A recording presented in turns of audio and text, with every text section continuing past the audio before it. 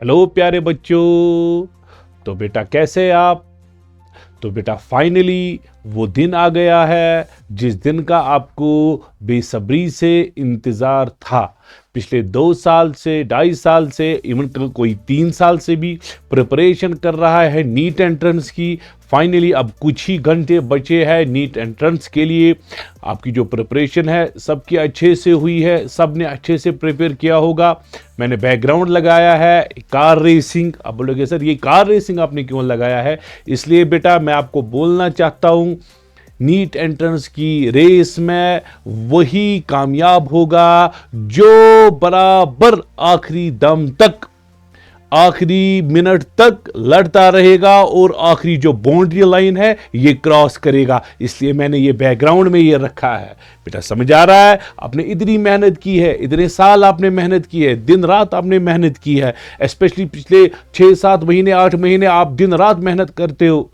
आप सोए नहीं, नींद नहीं आपने की, लेकिन अब वो घड़ी आ गई है जिस घड़ी का आपको इंतजार था। फाइनली आपको कल नीट एंट्रेंस की लाइन को क्रॉस करके ही जाना है। जिस तरह से ये कार रैंक 1 पे आती है, जब ये एक लाइन जो होती है, इसकी फाइनल लाइन जो होती है उसको क्रॉस करती है, वही लाइन बेटा आपको कल क्रॉस करनी है। जैसे ही आप नीट एंट्रेंस में जाओगे, कल जब नीट एंट्रेंस में जाओगे तो वहां पे जब आप पेपर देखोगे, आराम से बिना किसी टेंशन के आप पेपर देखोगे। आराम से कंफर्टेबली आप पेपर सॉल्व करना। जो क्वेश्चन आएगा ठीक, जो क्वेश्चन आपको लग रहा है मुझे टाइम लग रहा है, इसको आंसर नहीं निकल रहा है, कोई टेंशन नहीं, उसको वहीं पे छोड़ना, आगे बढ़ना, टाइम वेस्ट नहीं करना। ऐसा नहीं करना कि मैं इस क्वेश्चन को करूंगा, मुझे आता है, करूंगा, लेकिन आप बार बार करोगे आंसर नहीं निकलेगा, टाइम जाया करोगे। ऐसा कुछ भी नहीं करना। क्वेश्चन आया ठीक, नहीं आया बढ़ो आगे, टाइम फैक्टर है, ठीक है बेटा।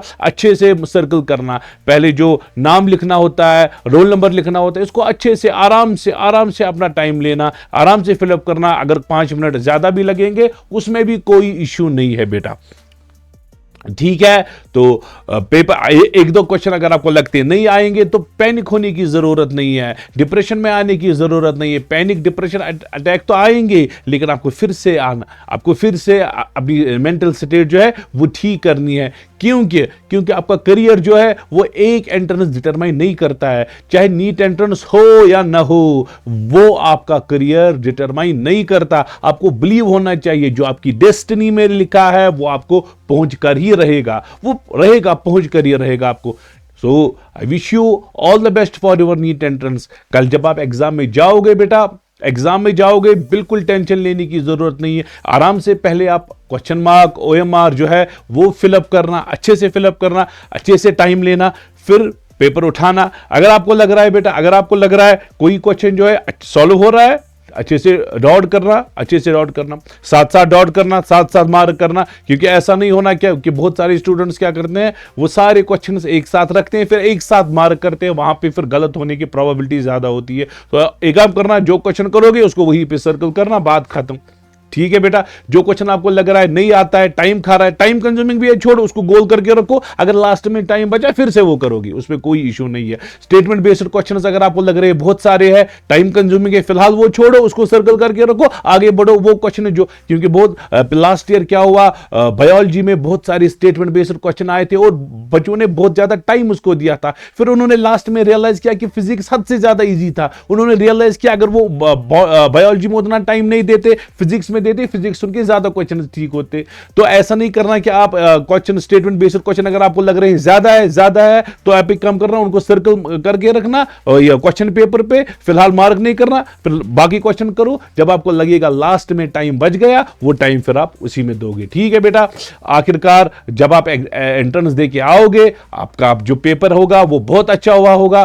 तो मैंने बैकग्राउंड चेंज किया है, तू शाहीन है, परवाज काम है तेरा, तेरे आगे आसमान और भी है। सिर्फ नीट एंट्रेंस जो है चाहे आपका हो जाए, मैं दुआ करता हूं कि आप सबका नीट एंट्रेंस क्वालिफाई हो जाए। अगर हुआ वेल एंड गुड, अगर नहीं हुआ तो भी टेंशन लेने की जरूरत नहीं है। आपके पेरेंट जो है आपको सपोर्ट करेंगे, हमारा हमेशा सपोर्ट है आपके लिए। चाहे एक एंट्रेंस आपका करियर डिटरमाइन नहीं कर सकता है। न्यूमरस स्टूडेंट्स ऐसे हैं जिनका नीट एंट्रेंस हुआ और उनका करियर अच्छा बना, और बहुत सारे स्टूडेंट्स ऐसे हैं जिनका नीट एंट्रेंस नहीं हुआ, लेकिन उनका करियर उनसे भी ज्यादा बेटर हुआ। उन्होंने यूपीएससी क्वालिफाई किया, केएस किया, आईएएस किया और भी बहुत सारे एग्जाम्स किए।